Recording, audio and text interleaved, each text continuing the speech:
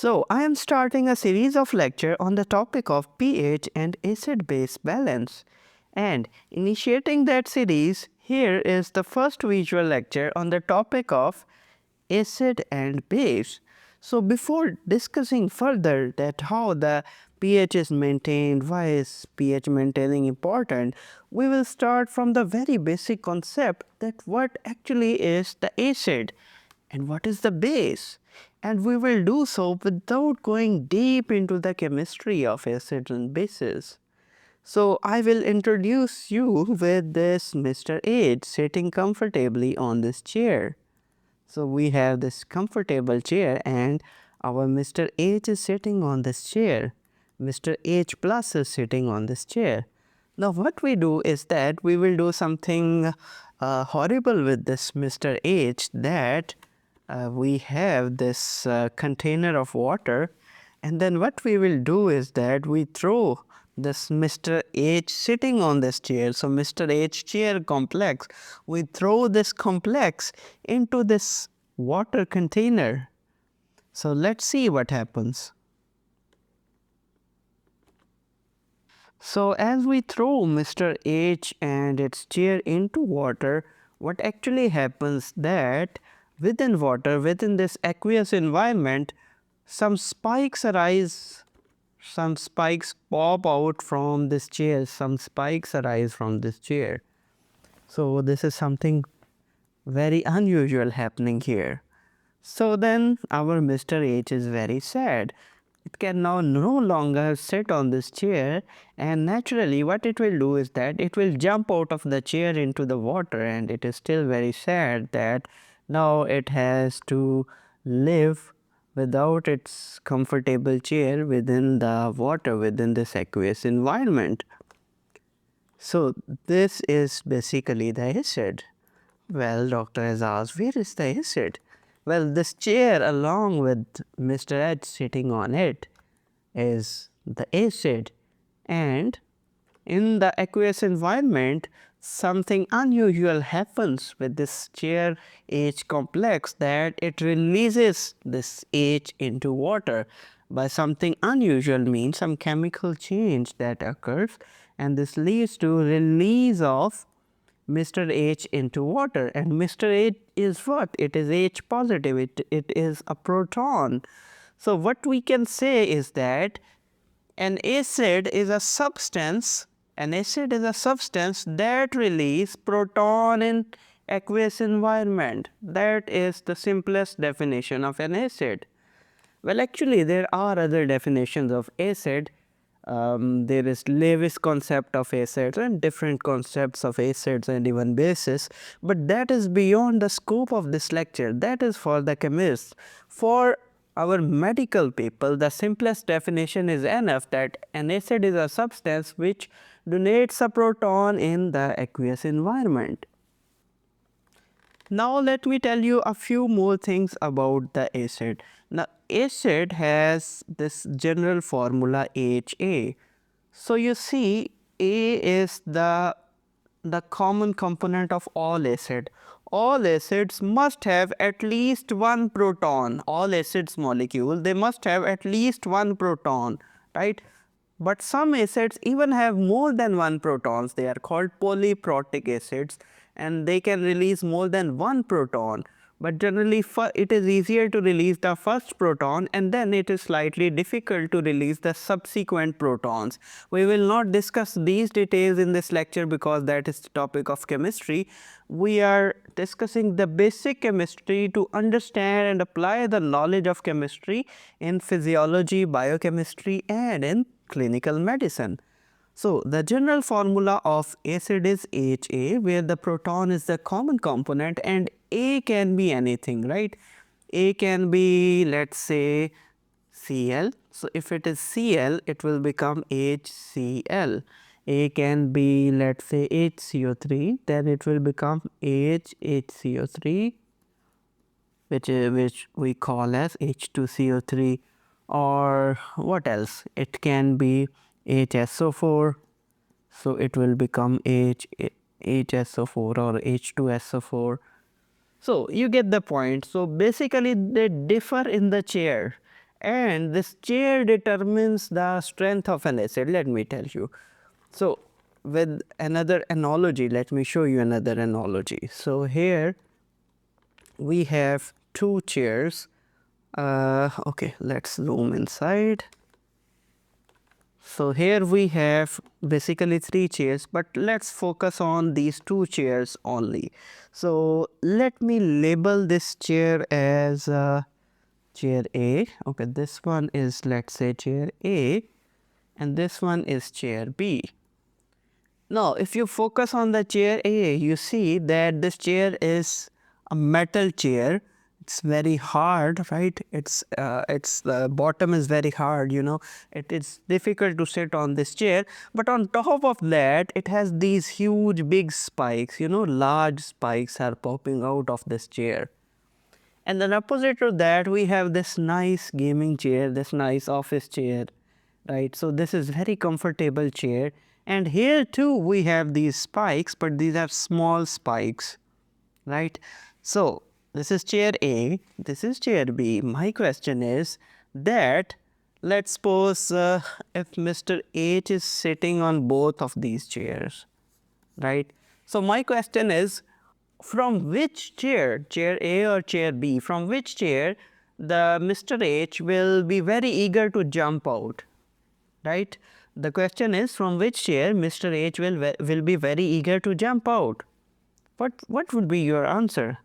I think your answer must be that this would be chair A, because this is already very uncomfortable chair. On top of that, you have these big spikes coming out of it. So these spikes will force the protons to jump out, and then the protons will come into water, right? But this relatively comfortable chair, and when it is thrown in water, relatively small spikes come out of it. So some of the protons, they will jump out into water, but some of them, they will keep sitting on these chairs, right? So it means that this chair, which is more likely to release proton in water, this chair is called a strong acid. So chair A is strong acid, and chair B, it is a weak acid. Let me make it more clear for you. I know some of you might even be more confused after this, so let me make it even more clear for you. So let's suppose here is this chair, and this is a gaming chair or office chair, relatively very comfortable chair, and Mr. H are sitting on this happily. But because some spikes are popping out of this chair, although these are small spikes, still some protons, they will feel uncomfortable and they will jump out of these chairs like this, right? But opposite to that, here we have a chair which is already very uncomfortable and it has lots of spikes coming out of it. So in this case, almost all the protons will jump out of it. All the protons, almost all of the protons will jump out of it. So it means that this one is a weak acid, and weak acid does not completely dissociate in water. Let me tell you what I mean by this. This dissociation thing is a bit of chemistry, but it's not very hard to understand. So normally, not normally, here we have a strong acid, for example, HCl. So here you see, let's suppose actually we will have millions and billions of molecules of HCl in water, but let's suppose for the sake of example, for the sake of understanding, let's assume we only have 1, 2, 3, 4, 5. We only have 5 molecules of HCl thrown in water. Now what will happen that after some time, all these four molecules will be converted into these empty chairs. This Cl negative is the empty chair, you know, Cl negative. It is completely converted into Cl negative and these free protons. So it has now been completely dissociated. A strong acid is almost completely dissociated. But opposite to that, if you see this, here the weak acid, it is not completely dissociated. Some of the protons, they are still sitting on the chair, but some of them, they are released in water in the aqueous environment, but some of them, they are still sitting on the chair. So it means that it is not completely dissociated into its signs H positive and HCO3. So this reaction is represented by a reversible kind of symbol. So it is a reversible reaction.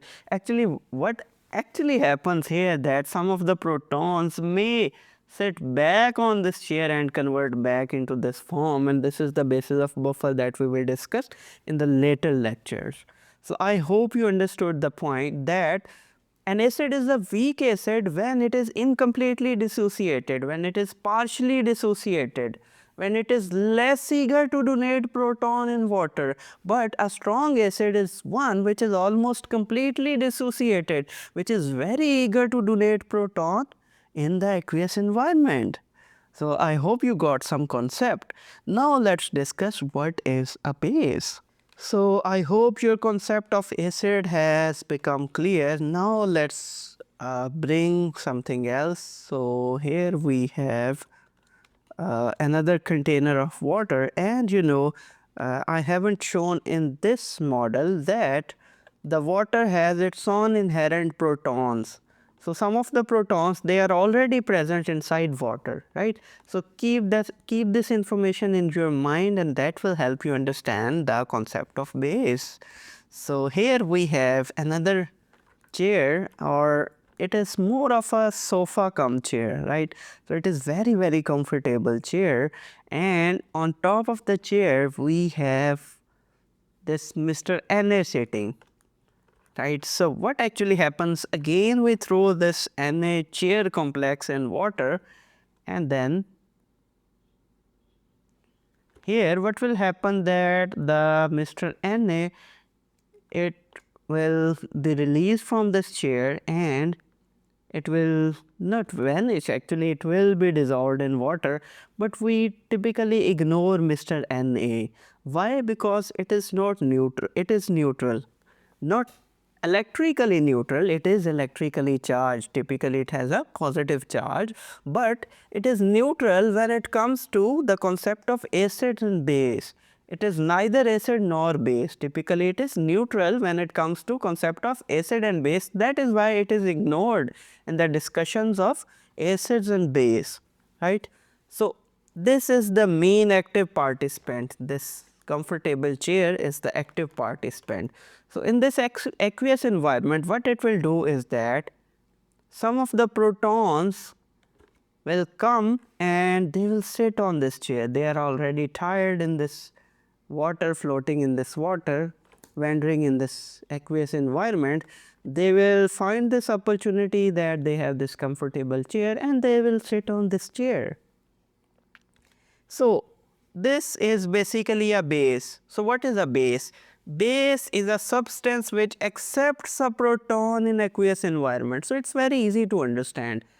If you compare an acid with a base, so acid and base, all of these things are happening in the aqueous environment. So acid, it donates proton in, or it gives off proton and gives off H positive in aqueous environment, and base is opposite, it accepts proton or H positive in aqueous environment. It's very easy to understand, right? So this is the definition of base, and similar to how we discussed the concept of strong and weak acid, we also have a similar concept here, the concept of strong and weak base. So here let's suppose we have this chair with a relatively large spikes coming out, and it's a not very comfortable chair. It's a chair made up of wood.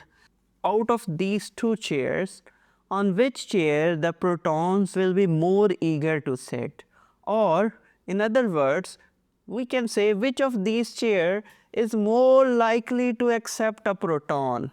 So again, if this is a chair A and this is a chair B, on which chair the protons are more likely to sit? I hope your answer would be chair B, because it is already comfortable and spikes are very small here, so the protons will be eager to sit here. But this spiky chair, the protons will be less likely to sit here. Some very tired protons may be very daring and they may be brave enough to put their back on this chair, but most of them will just ignore this chair. So it means that this chair A is a stronger base or chair B is a stronger base. Yes, what is your answer? I hope your answer is that chair B is a stronger base, because chair B is more likely to accept a proton as compared to chair A, which is less likely to accept a proton. You notice that this is exactly opposite to the acid, the concept of acid, right? So I hope you got the concept. Now, this is something that I am going to tell you that either might confuse you a lot or it might blow your mind. Okay, let me tell you. Now you see, here we also have chairs and here we also have chairs. So what's the difference? You know, if you look at this chair with Mr. H sitting on this chair, this becomes HA, this becomes an acid.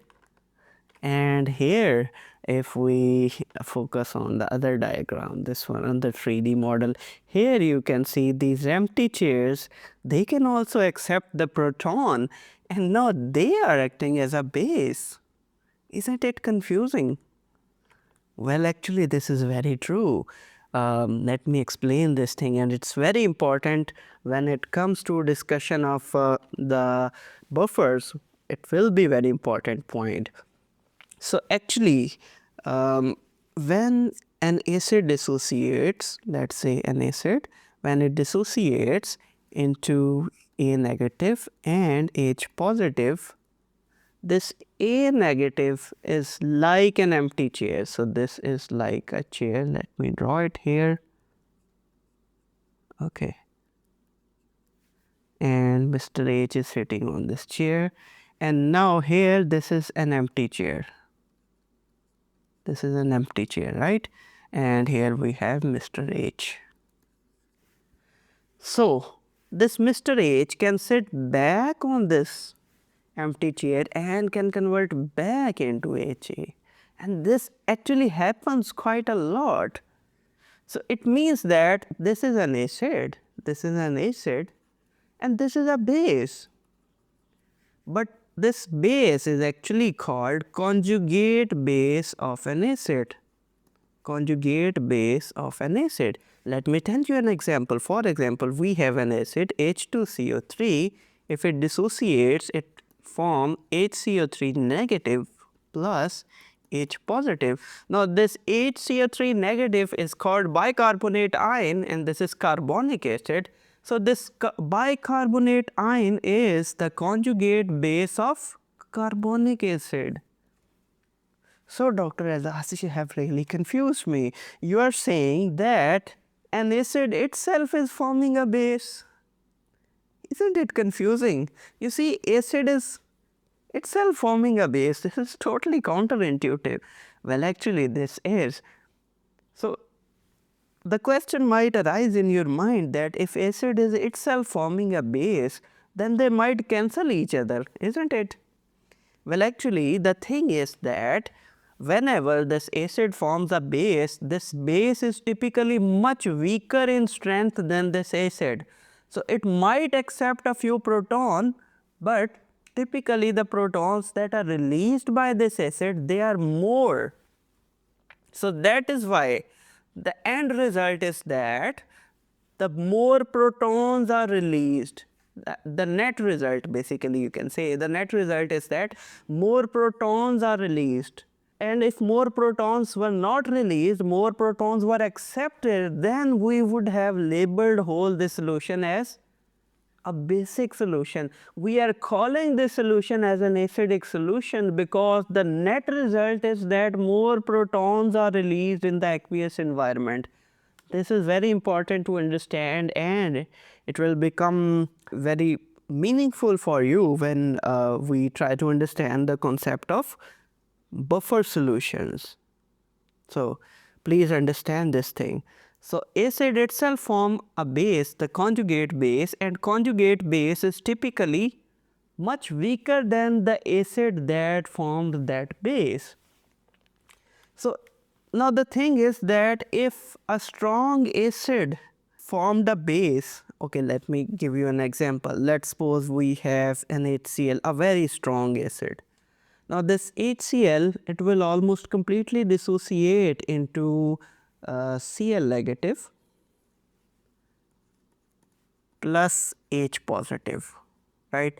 Now this Cl negative is like a very uncomfortable chair. It is like a very uncomfortable chair, right? And this chair is having large spikes. So almost no proton will be brave enough to sit on this chair. So is this chair a conjugate base? Well, technically you might be able to call it conjugate base if you like. You may call it conjugate base, but for all practical purposes it is not a base. Why it is not a base? Because you can say it is very weak base. It is impractically a base. It is not even a base for practical purposes. I hope you get my point, that it is so incompetent in accepting a proton. You know, by definition a base is something that accepts a proton. So it is so incompetent in accepting a proton that we don't even call it a base.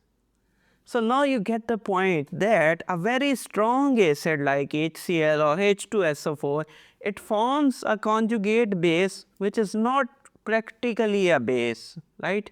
But if we have a weak acid, it can form a base of a decent strength. Even though the strength will be weaker than the acid itself, but it will still have some decent strength. So it's an inverse relation. I think I am going too much into chemistry, but this much information I think will be enough for you, that a weaker acid will form a relatively decent base. Not like this, let me write it again. So you can say that the strength of acid is inversely proportional to strength of its conjugate base.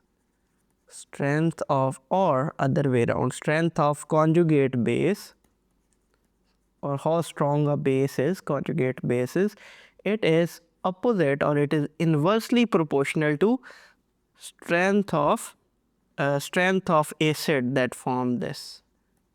So if there is a very strong acid that form this base will be very weak, so weak that it is impractical to call it a base, right? I hope you get the point. Now opposite to that, on the flip side, the okay, A negative, this is basically general, this can be considered as a general formula of a base. It can accept a proton and it can form an acid. And here you can see that this is a base and here is the acid, and this is the conjugate acid of this base. This is the conjugate acid of this base. So these conjugate acid base pairs are very important concept for medical people. May not be very important for chemistry people, but for us medicos it is very important because it is crucial to understand the concept of buffer solutions. Buffer solutions are important for pH maintaining, that we will discuss in the upcoming lectures.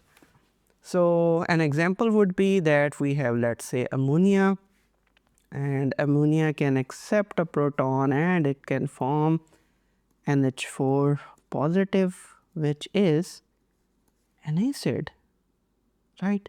So another example of base, a strong base, could be NaOH, and this Na can be another metal ion. For example, it can be KOH. typical active ingredient, active basic ingredient is this OH part. So it can combine into H positive and it is a very strong base. It can accept all the protons possible and it will form H2O plus this Na will be dissolved in this H2O, right? I hope you get the point. So this is the concept of acids and base, and before going further let me show you the strong and weak base in another way. So let's suppose here we have these relatively comfortable office chairs or gaming chairs.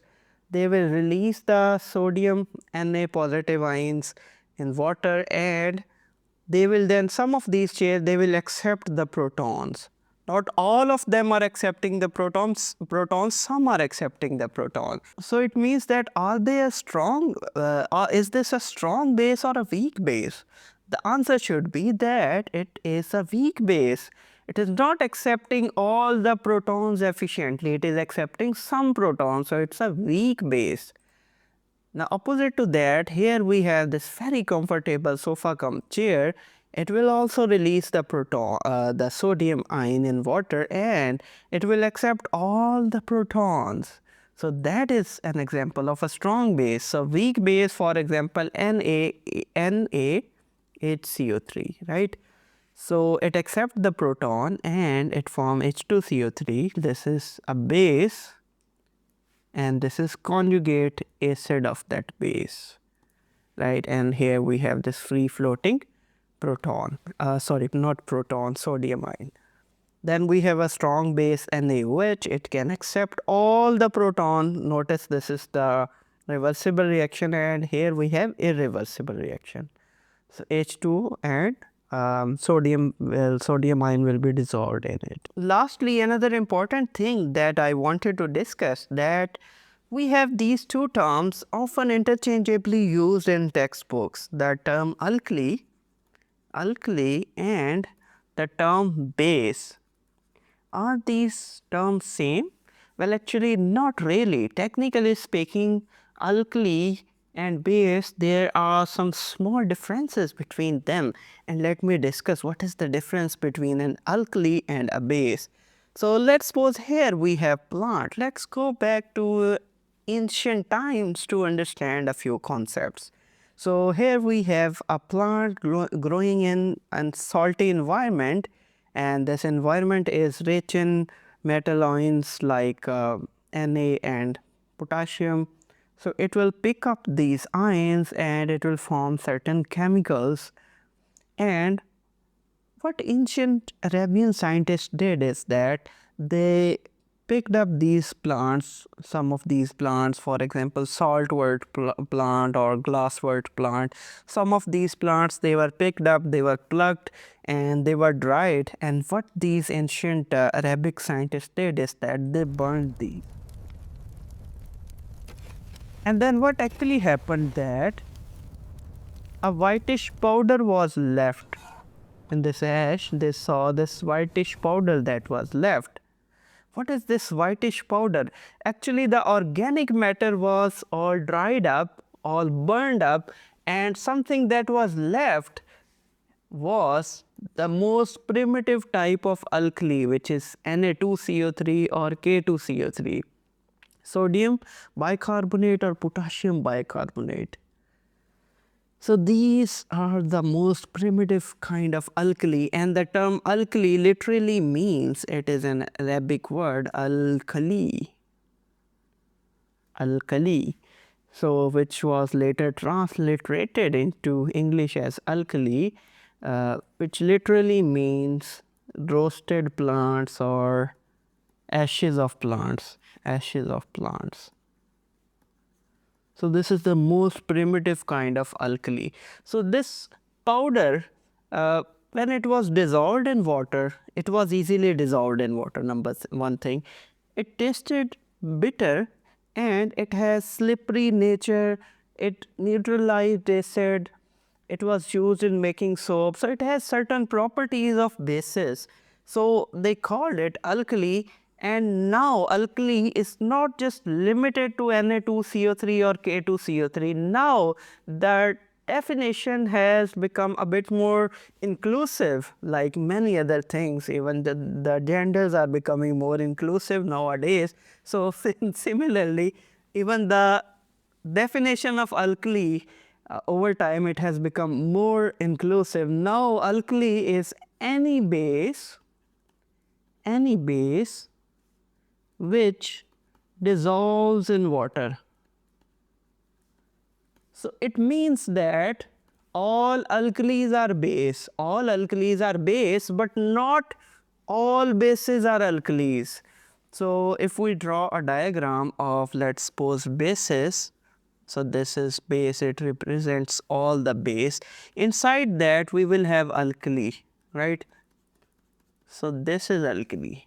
So it means that all alkalis, they must be a base, and not all bases are alkalis. This is like, all surgeons are doctors, but not all doctors are surgeons, right? So I hope you got the concept. So in simple terms, alkali is nothing more than a base which can be dissolved in water.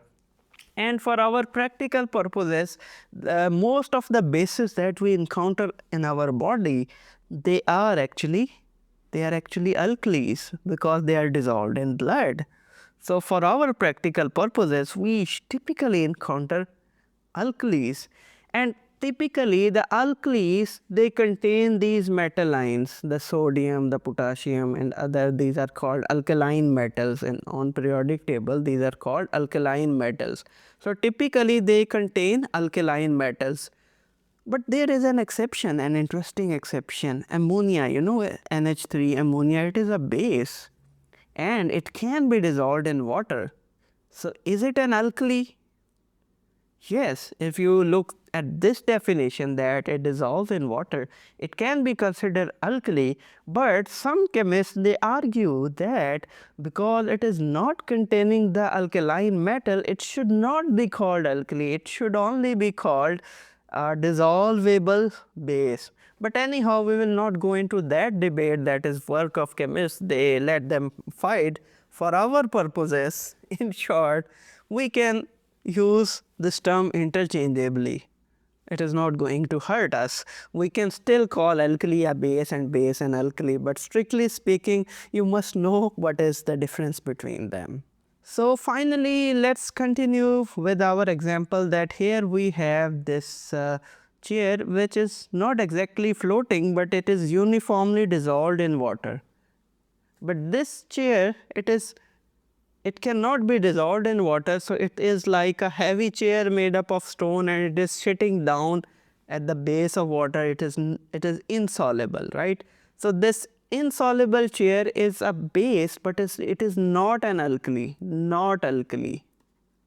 An example would be CuO or ZNO. Yeah, so these are not very important for us, but just for the sake of completion, I am telling you, wandering proton, it may come across this chair and it will love to sit on this chair. A proton will still love to sit on this chair. It can accept a proton.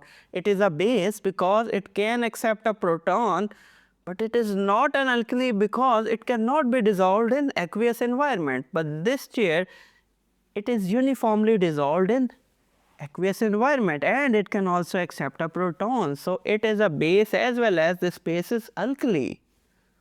So that was all for today. Thank you so much for watching this video. Have a great day. Goodbye.